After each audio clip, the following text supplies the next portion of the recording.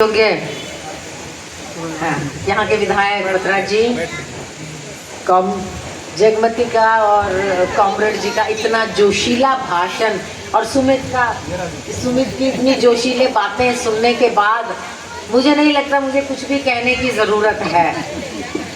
यहाँ आप इतनी भारी संख्या में जो आज इकट्ठे हुए हैं, मेरा ये मानना है कि आप ये मन तो बना ही चुके हैं कि आप आने वाले 25 तारीख को दीपेंद्र को वोट देंगे, इसीलिए तो आप यहाँ आए हैं। लेकिन हम यहाँ इकट्ठे इसलिए हुए हैं कि आज हम आपसे वोट मांगने नहीं आए हैं। आज हम आपसे ये एक न्याय युद्ध है और इसमें योद्धा बनके हमारे साथ कंधे के साथ कंधा मिलाकर इस न्याय युद्ध को लड़ने के लिए आपका सहयोग और आश्वासन मांगने आए हैं।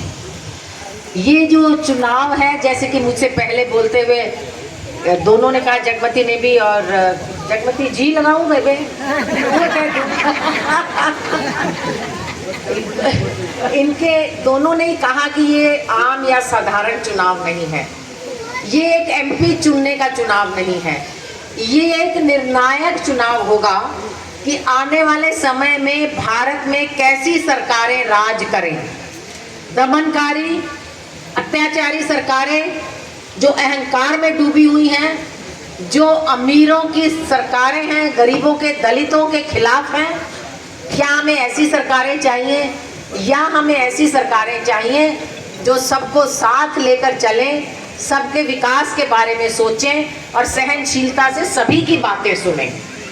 ये सरकार इतनी ज़्यादा अहंकार में डूबी हुई है कि जिनकी वोट से ये बनती है, कोई भी मुख्यमंत्री ऊपर से नहीं बनता, आम आदमी की वोट से बनता है, कोई प्रधानमंत्री भी किसी की वोट से ही बनता है। लेकिन ये सरकारें ऐसी हैं कि जो जिनकी वोट से बनते हैं, वहीं के लोग जब उनसे अपनी कोई बात कहने जाते हैं तो उनमें उनकी बातें सुनने के लिए सहनशीलता नहीं है। बातें सुनना तो दूर, उसका समाधान निकालना दूर, ये केवल एक भाषा जानते हैं, उन पे लाठियां बरसाते हैं और एफआईआर दर्ज करा देते हैं। फिर वो चाहे हमारी बहन बेटियां हो, चाहे हमारी आंगनवाड़ी वर्कर्स हो, आशा वर्कर्स हो, चाहे हमारी महिला पहलवान जो कि ओलंपिक मेडल लेके देश का नाम ऊंचा करके आई हो, इन्होंने कहीं भी अत्याचार में कोई कमी नहीं छोड़ी। तो ये चुनाव अत्याचारी सरकार के खिलाफ है। आपको आज यहाँ से ये शपथ लेके जानी होगी कि हम ये अन्याय के खिलाफ न्याय का जंग है जो हम लड़ेंगे, अहंकार के खिलाफ शराफत का जंग है, भ्रष्टाचार के खिलाफ ईमानदारी की जंग है, हमारी बहन बेटियों की मान सम्मान का जंग है, हमारी युवा पीढ़ी के भविष्य की जंग है, हमारे दलित, गरीब, वंचित, मजदूर भाई बहनों की एक इज्जतदार जिंदगी उनको देने के लिए एक जंग है। इस जंग में हम सभी को आज योद्धा बनके जात पात धर्म की आंधी नफरत जो ये फैला रहे हैं, उससे ऊपर उठ के कंधे के साथ कंधा मिलाकर हमें आज से ही ये योद्धा बनना पड़ेगा।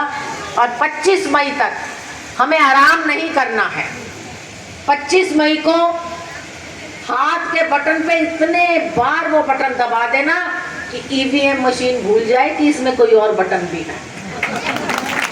हम गांव में जाते हैं, जगमती भी सुनती होगी कि बहुत सी महिलाएं कहती हैं, ए बेबे हमने तो वोट दी थी, ये कितने ईवीएम तो गड़बड़ नहीं है। सुनते हो ना ये बात? तो मैं उनको ये विश्वास दिलाना चाहती हूँ, उस ईवीएम को आप इतनी बार हाथ का निशान दबा देना, 25 मई को वो ईवीएम अपने आप सीधी हो जाएगी, कोई गड़बड़ नहीं, कोई गड़बड़ नहीं है। मैं आपसे, आप इतनी देर तक आए, इतनी भारी संख्या में आए, आपने हमारी बातें सुनी। आपके बीच में इतने ओजस्वी वक्ता हैं, मेरे बहुत ज़्यादा कहने की ज़रूरत नहीं है। चाहे वो रोहतक के पानी की बात हो, चाहे वो रोहतक की सड़कों की बात हो, चाहे जो कमेटी में चक्कर लगते हैं ना आजकल, फैमिली आईडी, जी मेरा तो राशन कार्ड कट गया, मेरा पीला कार्ड कट गया, मेरी बुढ़ापा पेंशन कट गई, ये सारी मुसीबतें एक विफल सरकार की निशानी है। ऐसे प्रशासन की निशानी है जो आम आदमी की तकलीफ को समझना नहीं चाहती। ऐसा नहीं कि समझ नहीं सकती, वो समझना ही नहीं चाहती क्योंकि संवेदनहीन है, उनके अंदर किसी के लिए दया धर्म संवेदना नहीं है, इसलिए वो इस रास्ते पर चली है। आप ऐसी सरकारें चुन के लाओ ऐसे आदमियों को आप अपना मेंबर पार्लियामेंट या एमएलए बनाओ जो आपके सुख दुख में आपके साथ हों। और कई बार मैं ये भी सुनती हूँ, किसी पार्टी का कोई वर्कर कहता है टिकट गलत है।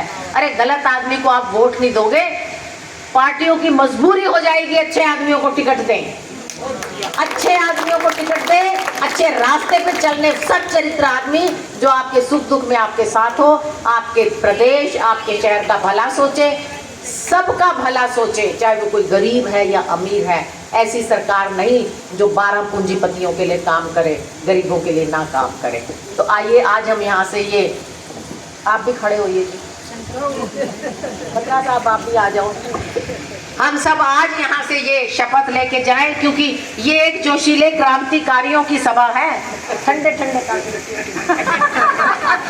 जोशीले क्रांतिकारियों की ये सभा है। और सुमित बड़े जोश में सबको ये एक बार यहाँ से ये आप यहाँ आश्वासन दें कि आने वाले 25 मई तक जैसे बॉर्डर पे फौज के सिपाही हमारे बच्चे लड़ते हैं, हम भी 25 मई तक इस सरकार को भगाने के लिए ये युद्ध की तरह काम करेंगे, ना दिन देखेंगे ना रात देखेंगे, ताकि आने वाली 25 मई को ही फैसला हो जाएगा कि बीजेपी पता नहीं कहाँ पर असल में तो जा रही है, नहीं गई। और आप ये देखिए, अगर आप इस बार केंद्र से इनको भगा देंगे तो 3 महीने बाद विधानसभा भी आने वाली है। 3 महीने कोने पकड़े, ये हफ्ता भीतर क्योंकि ये तो माइनॉरिटी की सरकार है। तो भाई होली तो मना ली आपने बिना पानी, गंदे पानी पीते हुए, दिवाली साफ पानी पिएंगे, कांग्रेस की सरकार में मनाएंगे।